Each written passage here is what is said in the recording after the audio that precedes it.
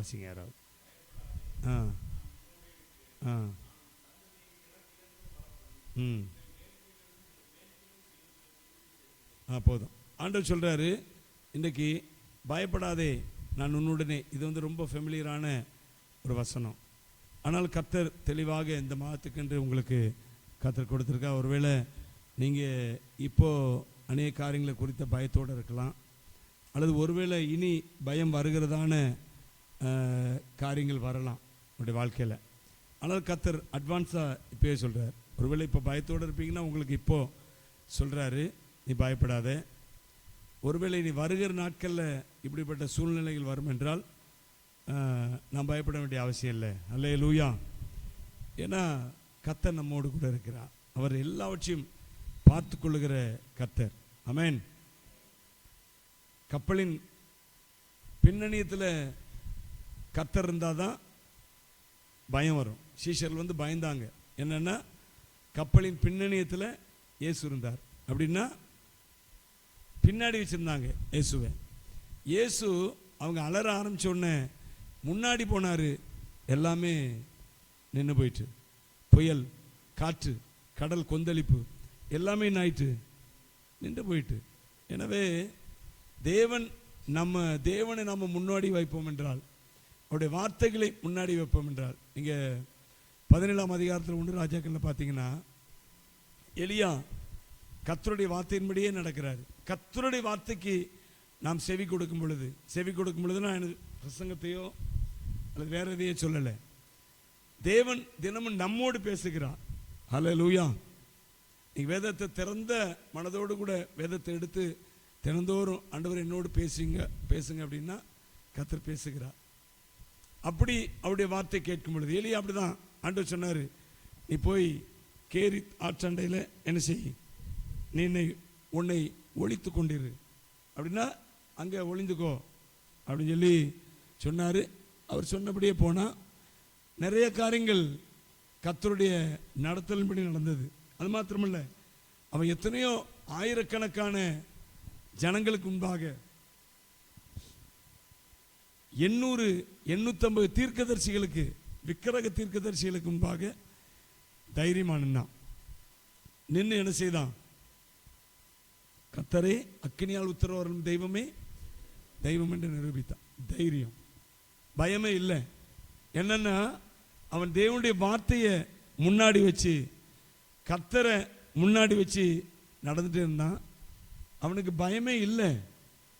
தேவனுடைய வார்த்தையை முன்னாடி வச்சு நடந்தா, கர்த்தரை முன்னாடி வச்சு நடந்தா நமக்கு பயம் இருக்காது.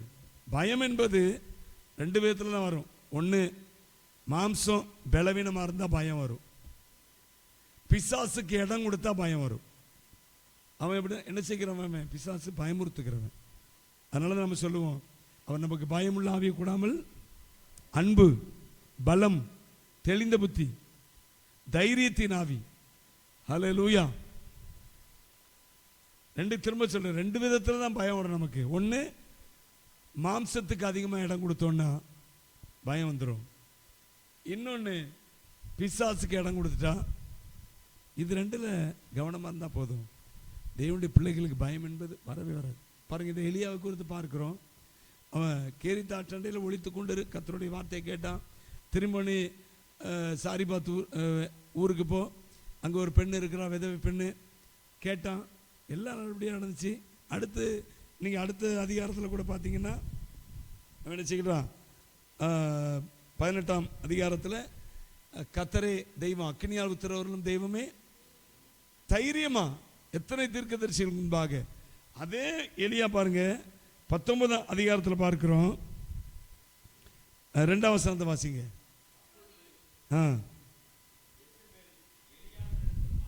ஆள் அனுப்பி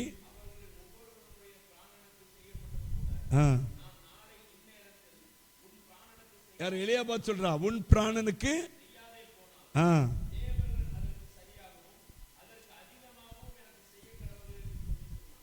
தேவர்கள். பிசாசை நம்பி ஒருத்தி சொல்றான், ஏசபேல், நான் உன்னை நாளைக்கு இந்நேரத்தில் என்ன செய்வேன்? நான் கொண்டு போடுவேன். இந்த வார்த்தையை கேட்டான் பாருங்க. இந்த வார்த்தைக்கு செவி கொடுத்துட்டான். இந்த வார்த்தை அப்படி என்ன செஞ்சிட்டான்? விசுவாசிச்சிட்டான், அப்படிதானே? அதனால தான் திரும்ப எழுந்து என்ன செய்யலாம், பயந்து ஓடுறான். அவனுடைய ஊழிய வாழ்க்கை அதோட முடிஞ்சது, அவ்வளோதான். அதுக்கப்புறம் என்ன செஞ்சாரு, அவனை தூக்கிட்டார் ஆண்டவர். அதுக்கப்புறம் பெருசாக எதுவும் அவன் செய்யலை எலியா. எனவே மனுஷன் நிறைய வார்த்தைகளை நம்ம பார்த்து சொல்லலாம், அந்த வார்த்தைகளுக்கு செவி கொடுக்க வேண்டிய அவசியம் இல்லை. கர்த்தர் நம்முடைய முன்னணியத்தில், கர்த்தருடைய வார்த்தை முன்னாக போகும் என்றால் எனக்கு பயம் என்பது கண்டிப்பாக இருக்காது. அல்லது பயம் வந்தாலும் அது என் இருதயத்தில் என்ன செய்யாது, நிற்காது. ஹல்லேலூயா. எனவே இந்த காலவேளையில் நாம் ஒப்பு கொடுப்போம். 2 காரியத்துக்கு என்னென்னா, ஒன்று தேவனுடைய வார்த்தைக்கு மாத்திரம்தான் செவி கொடுப்போம். வேதத்தை அதிகமாக வாசிங்க, ஆண்டவர் சமூகத்தில் காத்துருங்க. எனக்கா நீங்கள் சொல்லுகிறது என்ன கேளுங்க, கர்த்தர் உங்களோடு பேசுவார், எப்படி ஆகிலும் பேசுவார். அந்த வார்த்தை உங்களை தைரியப்படுத்தும். அது மாத்திரமல்ல, எல்லா காரியத்திலையும் கர்த்தருடைய பிரசன்னத்தை முன்னாடி வைங்க, அவரை முன்னாடி வைங்க. கர்த்தர் உங்களோடு இருப்பார், உங்களுக்கு தைரியத்தின் ஆவினால் உங்களை நிரப்புவார். அது போதும். ஏற்கனவே சொல்லியிருக்கிறேன், பலன் இருந்தால் எதனாலும் சாதிச்சிடலாம். கர்த்தருடைய, அதனால தான் ஆவியானவர் தரப்பட்டிருக்கிறார். பரிசுத்த ஆவி உங்களிடத்தில் வரும்போது நீங்கள் ஃபர்ஸ்ட் ஸ்ட்ரெங்த், பலன், அதுக்கப்புறம் எல்லாமே வந்துடும். பரிசுத்த ஆவிக்குள் பலன் பெற்று விட்டால் எல்லாமே வந்துடும். எனவே பயத்தின் ஆவியை கடிந்து கொள்வோம். பயத்தை உண்டாக்குற வார்த்தைகளை செவி கூடாது இருப்போம், தள்ளி விட்டு போய்கிட்டே இருப்போம், தள்ளி விட்டு போய்கிட்டே இருப்போம். கர்த்தரை நோக்கி பார்ப்போம். எல்லாரும் அப்படி தலையில கை வச்சுக்குவோம். பயப்படாதே, நான் உன்னுடனே இருக்கிறேன் என்று நீங்க சொல்லி இருக்கிறீங்கப்பா. இந்த வார்த்தை எனக்கு, என் குடும்பத்துக்கு, என் சபையின் குடும்பங்களுக்கு, சபையில் உள்ள எல்லாருக்கும் சொந்தமாவதாக என்று இயேசுவின் நாமத்தினாலே நாங்கள் செபிக்கிறோம். இதை எங்களுக்கு உரிமையாக்குகிறோம். நல்ல பிதாவே ஸ்தோத்திரம். பயமில்லாத வாழ்க்கையை தான் நீர் எங்களுக்கு கொடுத்திருக்கிற ஆண்டவரே.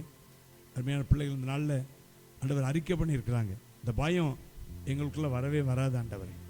வந்தாலும் நிற்க போறதில்லை. அது நான் ஏனென்றால் எங்களுக்குள்ள இருக்கிற ஆவியானவர் தைரியத்தின் ஆவியானவர், பலத்தின் ஆவியானவர், அன்பின் ஆவியானவர், தெளிவின் ஆவியானவர், எங்களுக்குள்ள இருக்கிற ஆவியானவர். நீர் அப்படி எங்களை பலப்படுத்தி இருக்கிற நன்றி செலுத்துகிறோம்.